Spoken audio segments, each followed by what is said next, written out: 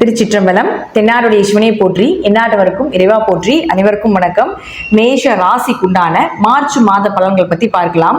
மேஷ ராசி, உங்க ராசியின் அதிபதி செவ்வாய் 3ஆம் வீடுன்னு சொல்லக்கூடிய முயற்சி ஸ்தானத்துல இருக்கார். இந்த மாதம் முழுவதும் அங்கதான் இருக்க போறார். மாதத்தின் கடைசி நாள் மார்ச் மாதம் 29ஆம் தேதி உங்களுக்கு 7.5 சனி தொடங்க போகுது. சனி பகவான் உங்களுடைய ராசியை பிடிக்க போறார் அப்படிங்கிற அர்த்தம். அதாவது யாரும் பயம் கொள்ள தேவையில்லை. 7.5 சனியில முழுக்க நாம ஒரு பிரச்சனையிலிருந்து தப்பித்து வெளியே வர்றதுக்கு உண்டான வாய்ப்புகள் அப்படிங்கிறது நிறைய கொடுப்பார். அவரே அனுபவம் மூலமாக கொடுப்பார். பிரச்சனையும் கொடுத்து அதற்குண்டான தீர்வையும் கொடுத்து அடுத்து அதை எப்படி மூவ் பண்ணணும், எப்படி ஃபேஸ் பண்ணணும் அப்படிங்கிற எல்லா விஷயத்தையும் கொடுப்பார். முதல்ல பொறுமை மட்டும்தான் முக்கியம். எதையும் அவசரப்பட்டு செய்யக்கூடாது. அவசரப்பட்டு பணம் இன்வெஸ்ட்மெண்ட் பண்றதோ, அவசரப்பட்டு குடும்ப ரீதியாக ஏதாவது பேச்சுக்கள்னால பிரச்சனைகளை கொண்டு வரதோ, முந்தி போய் செய்யறதோ, இது எல்லாமே கொஞ்சம் தவிர்த்து கொண்டால் இந்த மேஷ ராசி மட்டும் இல்லை, எந்த ராசியாக இருந்தாலும் சனி பகவானுடைய தாக்கம் அப்படிங்கிறது கொஞ்சம் குறையும் அப்படிங்கிறத அமைப்பு. அப்ப 29ஆம் தேதி உங்களுடைய ராசியை பிரிக்கும் பொழுது ஒவ்வொரு ஏஜுக்கு தகுந்த மாதிரி 10 வயசுக்குள்ளையா, 20 வயசா, 30 வயசா, 40 வயசா, 50 வயசா, இப்படி ஒவ்வொரு ஏஜுக்கு தகுந்தது போலையும் அவர்களுடைய தசாபுத்தி, உங்களுடைய ஜாதகத்தினுடைய பலத்தை பொறுத்தும் உங்களுடைய தசாபுத்தி புரிந்தா சனி பகவான் அப்படிங்கிறது உங்களுக்கு என்னென்ன பலன்கள் கொடுப்பார், என்ன மாதிரி விஷயங்களை கொடுப்பார் அப்படிங்கிறது நம்ம ஜாதகம் பார்க்கும்போது தெரியும். இருப்பினும் ஜாதகத்துல 7.5 சனி வந்துருச்சு அப்படின்னாலே ஃபர்ஸ்ட் நம்ம செய்ய வேண்டிய ஒரே விஷயம் என்னன்னா, தான தர்மங்கள் நிறைய செஞ்சிடணும். தன்னுடைய உழைப்பு அப்படிங்கிறது, நீங்க 100 ரூபா சம்பாரிச்சாலும் ஒரு 10 ரூபா வந்து உங்களுடைய உழைப்பை மற்றவங்களுக்கு தானமா கொடுத்துருங்க. ஒரு 10 ரூபாய்க்கு அன்னதானம் பண்றது ஏதோ ஒன்று கொடுத்துடலாம். அன்னதானம் அப்படிங்கிறது இப்போ ரீசெண்டா எப்படி போயிட்டு இருக்குன்னா, இந்த ஒரு 5-6 வருடங்களாக நிறைய அன்னதானம்னு பண்ணி ஒரே ஆள், அதாவது கோயிலுக்கு வெளியே 10 பேர் வந்து யாசகம் வாங்குறாங்கனாலும் ஒரு ஆள்கிட்டயே பாத்தீங்கன்னா 10 பொட்டலோ 20 பொட்டலோ வச்சிருக்காங்க. அதை திரும்ப ஹோட்டல்காரங்களே வாங்கிட்டு போயிடுறாங்க. திரும்ப அதை வாங்கிட்டு போய் அதை வந்து சேல்ஸ் பண்றாங்க. ஸோ அது மாதிரி இல்லாம எத்தனையோ அநாத ஆசிரமங்கள், குழந்தைகள் ஆசிரமங்கள், இது போல எத்தனையோ இல்லாதவங்க நிறைய பேர் வந்து கேட்டுக்கிட்டு இருக்காங்க. ட்ரஸ்ட் மூலமாக எல்லாத்துலயும் கேட்டுட்டு இருக்காங்க. நீங்களே நேரடியாக கொண்டு செய்தாலும் சரி, அல்லது உங்கள் பார்வைக்கு அது வந்தாலும் சரி, ஏதாவது ஒரு வழியில கோவிலுக்கு உதவிகள் செய்யறது, இல்லாதவங்களுக்கு உதவிகள் செய்யறது, இருக்கிறவங்களுக்கே கொண்டு போய் கொடுக்காம இல்லாதவங்களுக்கு செய்வது நல்லது. ஏன்னா இப்ப நான் அந்த ரீசெண்டா நம்ம இந்த 5-6 வருடங்களாக நம்ம பார்க்கக்கூடிய விஷயம்னா இதுதான் பண்ணிட்டு இருக்காங்க. ஸோ சனி பகவானை பொறுத்த வரைக்கும் தான தர்மங்கள் நிறைய பண்ணணும். அதே போல பார்த்துட்டீங்கன்னா உங்களுடைய உழைப்புல ஒரு பகுதியாவது பணமாகவோ அல்லது உங்களுடைய உழைப்பாகவே மற்றவர்களுக்கு கொடுத்தீங்கனாலும் கூட அவருடைய தாக்கம் அப்படிங்கிறது முற்றிலும் குறையும். சனி பகவான் அப்படின்னு சொல்லக்கூடியவர் அழுக்குன்னு சொல்றோம். சனி பகவான் அப்படின்னு சொல்லக்கூடியவர் வியர்வைன்னு சொல்றோம். ஸோ உடம்புல அழுக்கு இல்லாம பார்த்துக்கோங்க. அதே போல வியர்வை வராம, வியர்வை நல்லா வெளியே வரணும், நல்லா ஸ்வெட் ஆகணும், ஆகி நீங்க வந்து கொஞ்சம் நீட் ஆயிடணும். இது போல ரெகுலரா ஏதாவது யோகா எக்ஸசைஸ் சம்பந்தப்பட்டது எதுவாக இருந்தாலும் சரி, வியர்வை வெளியே வரணும். அதே போல உடம்புல வியர்வை வாசம் இருக்கவே கூடாது. வந்ததுக்கு அப்புறம் உடனே போய் கிளீன் ஆயிடணும். 2 நேரம் குளிக்கணும். இதுதான் வந்து முதல் பரிகாரம். 2வது தான தர்மங்கள் செய்யறது. இப்படி இன்னும் நிறைய வழிபாடுகள், பரிகாரங்கள் எல்லாமே இருக்கு. ஸோ அதுவும் நம்ம கிளாஸ்ல கொடுத்துட்டு இருக்கோம். அதையும் நீங்க பார்த்து பயன்பெறுங்கள். நம்ம வாட்ஸ்அப் கிளாஸ்ல ஜாயின் பண்ணணும்னா வாட்ஸ்அப் லிங்க்குக்கு வாங்க, நம்மளுடைய கிளாஸோடைய லிங்க் உங்களுக்கு ஜாயின் பண்ணி கொடுப்போம். ஸோ சனி பகவானை பொறுத்த வரைக்கும் இது மட்டும் செய்தாலே போதும். இப்போ மேஷ ராசி அப்படின்னு பார்த்துட்டீங்கன்னா,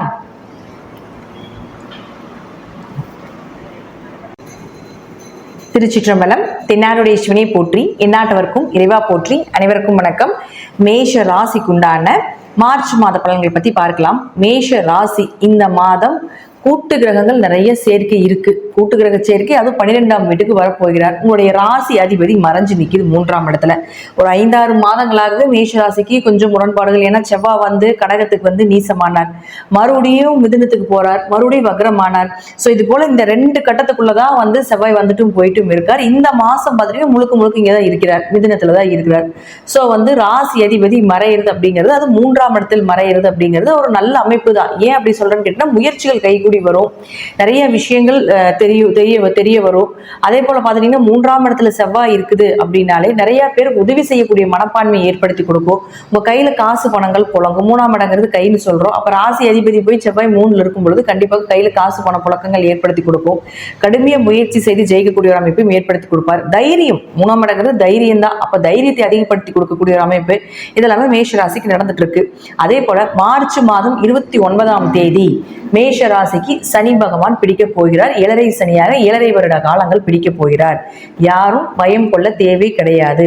அவர்களுடைய வயதுக்கு தகுந்தது போலையும் அவருடைய தசாபுத்திக்கு தகுந்தது போலையும் அவருடைய ஜாதகத்துடைய பலன்கள், அதாவது பலம் அப்படின்னு நம்ம சொல்லுவோம் இல்லைங்களா, நல்ல ஜாதகமா, யோக ஜாதகமா, யோகம் இல்லாத ஜாதகமா, ஒரு மீடியமா வாழக்கூடிய ஜாதகமா அப்படிங்கிறதெல்லாம் இருக்கும். அதற்கு தகுந்தது போலத்தான் இவர் அந்த பலன்களை கொடுப்பார் அப்படிங்கிற அமைப்பு உண்டு. ரெண்டாவது, சனி பகவானை பொறுத்த வரைக்கும் ஒரு சின்ன அட்வைஸ், சின்ன பரிகாரமா நம்ம சொல்லக்கூடிய விஷயம் என்னன்னு பார்த்துட்டீங்கன்னா, முழுக்க முழுக்க முழுக்க தானம் நிறைய செய்யணும். இருப்பவருக்கு கொடுக்காமல் இல்லாதவருக்கு கொடுக்கணும். ரீசெண்டா இந்த 5-6 வருடங்களாக பார்த்துட்டீங்கன்னா எல்லா கோவில்லையுமே ஒரு 10 பேர் 20 பேர் உட்காந்துருக்காங்க. ஒருத்தருக்கே, அதாவது அந்த 10 பேருக்கே திரும்ப டெய்லியும் பார்த்துட்டீங்கன்னா, அது சனிக்கிழமையில பார்த்துட்டீங்கன்னா ஒரு 25-30 பொட்டல் விழுந்துருது.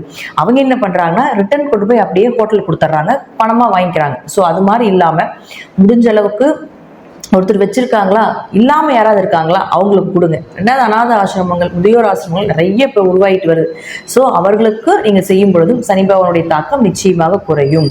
உங்களுடைய உழைப்பையோ அல்லது உங்க உழைப்பினால வரக்கூடிய பணத்தையோ மற்றவர்களுக்கு தானமாக கொடுக்கும் பொழுது நிச்சயமாக சனி பகவானுடைய தாக்கம் குறையும். ஒண்ணு. ரெண்டாவது, கடினமா உழைக்கணும். நார்மலா இருக்கிற டேஸை விட இந்த காலகட்டங்களில் கடினமான உழைப்பு, வியர்வை வெளியே வர வரைக்கும் வேலை செய்யணும். அதே போல வியர்வையை நம்ம உடம்புல வச்சுக்க கூடாது. நம்ம உடம்புல ஸ்மெல் வரக்கூடாது. ஏன்னா சனி பகவானா வியர்வை, சனி பகவானா அழுக்கு, சனி பகவானா கோர முடி அப்படின்னு சொல்றோம். அப்போ இது போல விஷயங்கள் எல்லாமே நமக்கு இல்லாம இருக்கிறது நல்லது அப்படிங்கிறது ஒரு அமைப்பு உண்டு. அப்போ வியர்வை வர வரைக்கும் வேலை செய்யுங்க. நம்ம உடம்புல ஸ்வெட்டிங் ஸ்மெல் இல்லாம பார்த்துக்கோங்க, வியர்வை வாசம் இல்லாம பார்த்துக்கோங்க. 2 நேரம் குளிங்க, உடம்ப சுத்தமா வச்சுக்கோங்க. இது 2வது பரிகாரம். இது போல நிறைய பரிகாரங்கள் நம்மளுடைய வகுப்புல எடுத்துட்டு இருக்கோம். கீழே இருக்கக்கூடிய வாட்ஸ்அப் லிங்க்லயும் ஜாயின் பண்ணிக்கோங்க, அல்லது வாட்ஸ்அப் நம்பருக்கு தொடர்பு கொள்ளுங்க. இது போல நிறைய பரிகாரங்களும் உங்களுக்கு கொடுக்கப்படும் அப்படிங்கிறது உண்மை. அடுத்தது பாருங்க, மேஷ ராசிக்கு ராசி அதிபதி 8ஆம் அதிபதினு சொல்லக்கூடிய 3ஆம் வீட்டுல மறையும் பொழுது நிச்சயமாக உங்களுக்கு ஏதாவது ஒரு காரிய ஜெயத்தை ஏற்படுத்தி கொடுப்பார். குரு இங்கு இருக்கிற வரைக்கும், ஏன்னா குரு உங்களுடைய ராசிக்கு 9, 12ஆம் அதிபதி. குரு, அதாவது 7.5 சனி வந்தாலும் குரு இங்க இருக்கிற வரைக்கும் பணப்புழக்கங்கள் நிச்சயமாக இருந்துகிட்டே இருக்கும். உங்களுடைய பீரியட் அப்படிங்கிறது பார்த்துட்டீங்கன்னா பணம் சார்ந்த விஷயங்கள், கொஞ்சம் தொழில் சார்ந்த விஷயங்கள், வாக்கு பலிதங்கள், குடும்ப ஒற்றுமை அப்படிங்கிறது குரு பகவான் மே மாதம் 14ஆம் தேதி வரைக்கும் இங்கே தான் இருக்க போகிறார். அது வரைக்கும் நீங்க என்னென்ன சக்சஸ் பண்ணணுமோ அதெல்லாம் சக்சஸ் பண்ணி கொள்ளலாம். அப்போ சனி பகவான் வந்தாலும் கொஞ்சம் ஃபர்ஸ்ட் தொடர்றது என்னன்னு பார்த்துட்டீங்கன்னா உங்களை லாக் பண்ணுவார். பணம் சார்ந்த விஷயத்துல ஃபர்ஸ்ட் லாக் பண்ணுவார். ரெண்டாவது குடும்பம் சார்ந்த விஷயத்துல லாக் பண்ணுவார். ஸோ அதனால இது ரெண்டுமே 2ஆம் இடம் அப்படிங்கிறதுனால, குரு 9ஆம் அதிபதியாகி 2ல் நிற்கிறதுனாலையும் கண்டிப்பாக இது சார்ந்த விஷயத்துல கொஞ்சம் கவனமா இருந்துக்கோங்க. ஏதாவது பிளானிங் இருக்கு அப்படின்னா மே மாசம் 14ஆம் தேதி வரைக்கும் உங்களுடைய பிளானிங்கை கரெக்டா வச்சுக்கோங்க அப்படிங்கிறத அமைப்பு. அடுத்தது பாருங்க, சுக்கிரன். இந்த சுக்கிரன் யாரு? உங்களுக்கு 2 மற்றும் 7ஆம் அதிபதி. குடும்பம், தனம், உங்களுடைய திருமணம் சார்ந்த விஷயத்தை சொல்லக்கூடிய சுக்கிரன் இங்க 12ஆம் வீட்டுல இருந்து கடந்த மாதம் சுக்கிரன் ராகு சேர்க்கையாக இருந்து பெண் சாப அமைப்புல அந்த மாதம் பிறந்த குழந்தைகளுக்கு எல்லாமே பெண் சாப அமைப்பு இருக்கும் அப்படிங்கிறதா உண்மை. அப்போ அந்த அமைப்புல 12ஆம் வீட்டுல இருந்து விரைய செலவுகள், சுப விரயங்கள், குடும்பத்துல சின்ன பேச்சுக்கள் மூலமாக பெரிய அளவுக்கு கொஞ்சம் மன பாதிப்புகள், திருமணம் கொஞ்சம் தடையாகி போறது, கணவன் மனைவி கடந்த மாசங்கள் இது உங்களுக்கு நடந்திருக்கும். கணவன் மனைவிக்குள்ள கருத்து வேறுபாடுகள் இதெல்லாமே நிறைய நடந்துட்டு இருந்திருக்கணும் இல்லைங்களா? இப்போ இந்த சுக்கிரன் ராகு அப்படிங்கிற, ராகுவே முதல்ல வக்ர கிரகம் தான். அப்போ சுக்கிரனும் வக்ரம் ஆகிறார். அதே போல பாருங்க, புதனும் வக்ரமாகுது 15ஆம் தேதியில. சோ ஃபர்ஸ்ட் பார்க்க வேண்டியது, இந்த மாதம் முழுவதும் சுப கிரகங்களாக இருக்கக்கூடிய சுக்கிரனும் அதே போல புதனும் வக்ரகதி அடைகிறார்கள். உங்க ஜாதகத்துல சுக்கிரன் வக்ரமா இருக்கான்னு பாருங்க, புதன் வக்ரமா இருக்கான்னு பாருங்க. இந்த மாதிரி வக்ரமாக இருந்தால் இந்த மாதம் முழுவதும் உங்களுக்கு பணப்புழக்கங்கள் உண்டு, வருமானமும் வரும், விரயமும் வரும் காட்டுது. ஏன்னா 12ல போய் உங்களுக்கு மறைஞ்சு வக்ரம் ஆகிறாருங்கிறதுனால வருமானத்தையும் கொடுப்பார், அதே போல வக்ரத்திற்குண்டான செலவையும் கொடுப்பார் அப்படிங்கிறது காட்டுது. உங்க ஜாதகத்துல வக்ரம் இல்லை, சுக்கிரன் வக்ரம் இல்லை, புதன் வக்ரம் இல்லைன்னா பேச்சுல கவனமா இருங்க. பணம் கொடுக்கலைன்னா, புதன் அப்படின்னு சொல்லக்கூடிய யாருன்னு பார்த்துட்டீங்கன்னா 6ஆம் அதிபதி மற்றும் 3ஆம் அதிபதி. அப்போ பேச்சுல கவனமா இருங்க. சகோதர உறவுகள் மூலமாக கொஞ்சம் கவனமாக இருங்க. கடன், நோய் சார்ந்த விஷயத்துக்கு ஒரு மருத்துவ செலவுகள் உண்டு. வேலையில கொஞ்சம் பிரச்சனைகளை ஏற்படுத்தி கொடுக்கறது, வேலையில ஒரு திருப்தி இல்லாம இருக்கிறது, கடின உழைப்ப போடுறது, ஹார்ட் ஒர்க் போடுறது, எக்ஸ்ட்ரா 6 மணிக்கு மேல நம்ம சொல்லுவோம் இல்லைங்களா, எக்ஸ்ட்ரா டியூட்டியில செய்ய வேண்டிய ஒரு சூழ்நிலைகளை கூட கொடுத்து விடும் அப்படிங்கிறது அமைப்பு. பொதுவா சுக்கிரன் உங்க ஜாதகத்துல வக்ரம் இல்லாம இருந்துட்டா இந்த பிரச்சனைகளை கொடுப்பார். வக்ரமாக இருந்தால் அதீத பணம், அதீத லாபங்கள், கடன் அடைக்கிறதுக்கு உண்டான வாய்ப்புகள், பணம் ஏதாவது ரோல் ஆகாமல் இருக்குன்னா அது ரோல் ஆகி கொடுக்கறது, நோய்க்குண்டான நல்ல மருத்துவர்களை கொடுப்பது, இதெல்லாமே நிச்சயமாக ஏற்படுத்தி கொடுப்பார். அஸ்தங்கதம் அப்படிங்கிறது சூரியனோட எந்த கிரகங்கள் சேரும் பொழுது அஸ்தங்கதம் பெறுது. ஆனா அஸ்தங்கதம் பெற்றாலும் கூட பெரிய அளவுக்கு வக்ரம் ஆகி கொடுக்கக்கூடிய பலனை அஸ்தங்கதம் கொடுக்கறதுல கொஞ்சம் ஸ்லோவா கொண்டு போறாரு, அவ்வளவுதான். வக்ரம் எல்லாம் உடனே காட்டுது, அஸ்தங்கதம் எல்லாமே பார்த்துட்டீங்கன்னா கொஞ்சம் ஸ்லோவா கொண்டு போகுது, அவ்வளவுதான். அப்போ இந்த புதனும் உங்களுக்கு 12ஆம் வீட்டுல இருக்கிறதுனால, 6ஆம் அதிபதி 12ல இருக்கிறதுனால ஏதாவது வெளிநாடு, இப்ப புதன் வக்ரமாக இருக்குது உங்க ஜாதகத்துல, வெளிநாடு வேலைக்கு ட்ரை பண்ணிட்டு இருக்கீங்க அப்படின்னா கண்டிப்பா கிடைக்கும். 6ஆம் இடங்கிறது உங்களுக்கு வேலை வாய்ப்புகளை சொல்லக்கூடிய ஒரு இடம் தானே. அப்ப வெளிநாடு வெளியூர் வாய்ப்புகள் எல்லாமே தானா தேடி வரக்கூடிய ஒரு அமைப்பை ஏற்படுத்தி கொடுப்பார். நிறைய பேர் கேட்பாங்க எந்த மாசத்துல போலாம், எந்த மாதிரி செய்யலாம் அப்படிங்கிறது. அப்போ உங்க ஜாதகத்துல குரு அப்படின்னு சொல்லக்கூடியது வெளிநாட்டு கிரகம். ஆனா இருப்பினும் 12ல இத்தனை கிரகங்கள் ராகு இருக்கிறார். ராகுதான் இயற்கையாக வெளிநாட்டு கிரகம். மேஷ ராசிக்கு குரு வெளிநாட்டு கிரகம். அப்போ இது ரெண்டுமே ஒரு காம்பினேஷன் ஆகுது. ராகு இங்கிருந்து 3ஆம் வீட்டை பார்க்கிறாரு இல்லைங்களா. ராகுக்கு பார்வை இல்லைன்னு சொல்லுவோம், ஆனா அப்படிலாம் கிடையாது. ராகு 3ஆம் பார்வையாக பார்க்குது இல்லைங்களா. 11, அதாவது 3ஆம் இடத்தை பார்க்குது அவர் இருக்கக்கூடிய இடத்துல இருந்து. அப்போ கண்டிப்பாக உங்களுக்கு ஏதாவது வெளிநாடு பிராப்தங்கள் இருக்குது அப்படிங்கறது எடுத்துக்கலாம். பொதுவா இந்த காலகட்டங்களில் ஜாதகத்தில் வெளிநாடு போகக்கூடிய பிராப்தம் இருக்கா, இம்போர்ட் எக்ஸ்போர்ட் பிசினஸ் செய்யக்கூடிய ஒரு பிராப்தம் இருக்கா, அப்படி இருந்து புதன் வக்கரமாக இருந்து சுக்கிரனும் உங்க ஜாதகத்தில் வக்கரமாக இருந்தால் கண்டிப்பாக பண வரவு உண்டு, கண்டிப்பாக வேலை வாய்ப்புகள் உண்டு, அதீத வளர்ச்சி, எதிர்பார்த்த வேலை வாய்ப்புகள். ட்ரை பண்ணலாமா? கண்டிப்பா ட்ரை பண்ணுங்க, நிச்சயமா கிடைப்பதற்குண்டான வாய்ப்புகள் உண்டு. ராகுங்கிறது ஒரு திருட்டு கிரகம்னு சொல்றோம், ராகுங்கிறது ஏமாற்று கிரகம்னு சொல்லுவாங்க அதுல.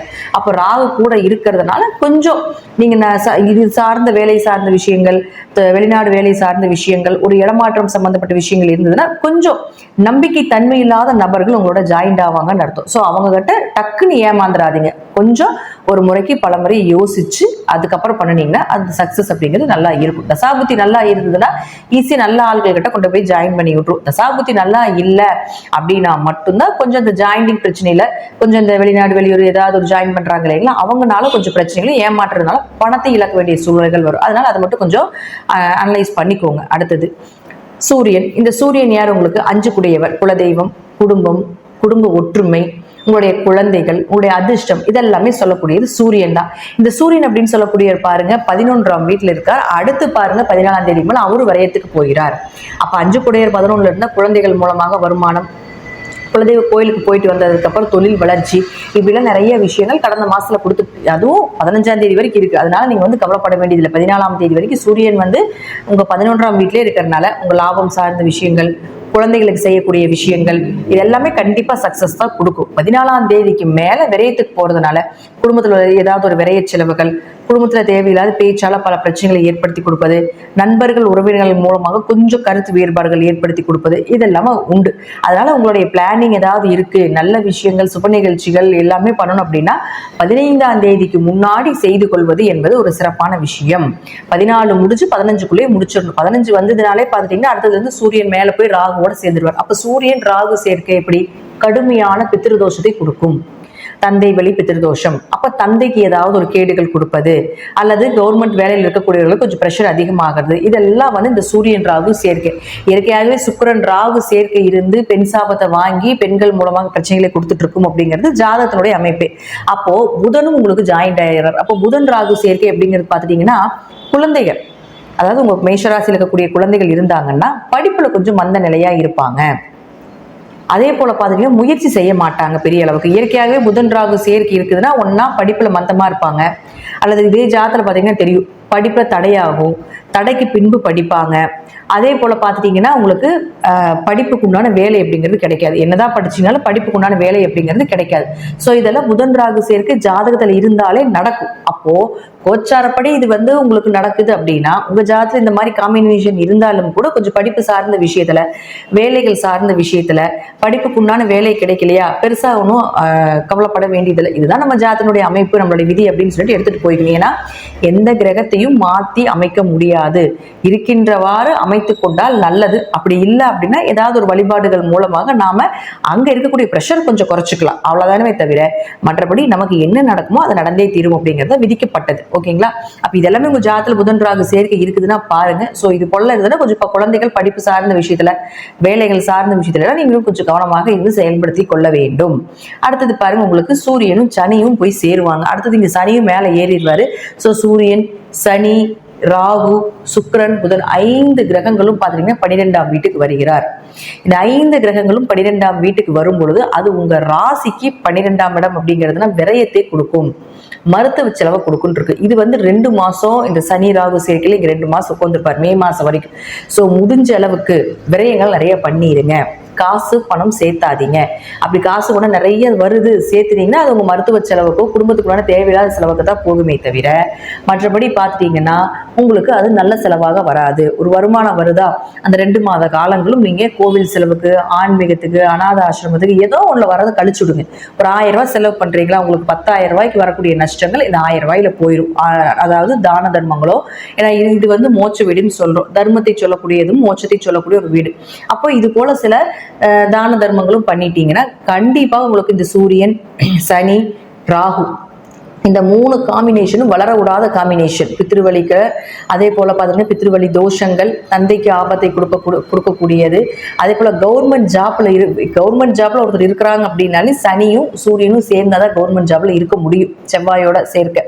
அப்போ அந்த கவர்மெண்ட் ஜாபோட சேர்ந்து ராகு சேருது அப்படின்னா அதுல வேலையில அரசு வேலை சம்பந்தப்பட்ட துறையில இருக்கிறீங்கன்னா அதுல நிறைய ப்ரெஷர்களை கொடுக்கும், நிறைய அலைச்சல், நிறைய பயணங்கள், ஒரு நிம்மதி இல்லாம இருக்கிறது அப்படிங்கிறது கொடுத்துரும். ஸோ இதனால நம்ம ஆரம்ப காலகட்டங்களே கொஞ்சம் தான தர்மங்கள், இறை வழிபாடுகளை கொஞ்சம் அதிகமாக கவனம் செலுத்தி கொண்டால் இதனுடைய தாக்கம் ஒரு 50% குறையும் அப்படிங்கிறது அமைப்பு. அப்ப மேஷராசியை பொறுத்த வரைக்கும் பாத்துட்டீங்கன்னா எல்லா கிரகங்களுமே 12ல போய் ஜாயிண்ட் அடிக்கிறாங்க. எல்லா கிரகங்களுமே சுக்கிரன், புதன், சூரியன் எல்லாமே. ஒரே ஒரு கிரகம் வெளியே நிக்குதுன்னா அது குருவும் செவ்வாயும் வெளியே நிக்குது. அப்போ குருவும் செவ்வாய்க்கு உண்டான பலன்கள் மே மாதம் வரைக்கும் நல்லா இருக்கும். மற்றபடி பார்த்துட்டீங்கன்னா எல்லா கிரகங்களும் விரயத்தை நோக்கி போறதுனால நீங்களாகவே வாண்டடா ஒரு விரயத்தை செய்து கொள்வது உங்களுக்கு சிறப்பான ஒரு அமைப்பாக இருக்கும் அப்படிங்கிறதா இந்த மேஷ ராசிக்கு இந்த மாதம் வரக்கூடிய ஒரு பலன் ஆகும். 100%க்கு ஒரு 60% விரய செலவுகளும், ஒரு 40% கொஞ்சம் உங்களுக்கு உண்டான நார்மலான ஒரு அமைப்பை கொடுக்கக்கூடிய ஒரு அமைப்பு உண்டு. எதுக்கும் பயம் இல்லாம தைரியமாக இருந்து செயல்படுத்திக் கொள்ளுங்கள். இறைவனுடைய கடாட்சம் எப்பொழுதுமே மேஷ ராசிக்கு, அதுவும் முருகப்பெருமானுடைய கடாட்சம் அப்படிங்கிறது மேஷத்துக்கு முழுக்க உண்டு. ஸோ முருகனுடைய வழிபாடுகளை இந்த 3 மாத காலங்கள் நீங்க வைத்துக் கொண்டால் நிச்சயமாக பெரிய பிரச்சனையிலிருந்து தப்பித்து வரக்கூடிய ஒரு அமைப்பை நிச்சயமாக இந்த முருகப்பெருமான் அருள்வார் அப்படிங்கிறது மாற்று கருத்தே கிடையாது. நன்றி. இன்னும் ஒரு நல்ல பதிவில் சந்திக்கலாம். திருச்சிற்றம்பலம், தில்லையம்பலம், ஸ்ரீ நரசிம்ம திருவடிகளே சரணம்.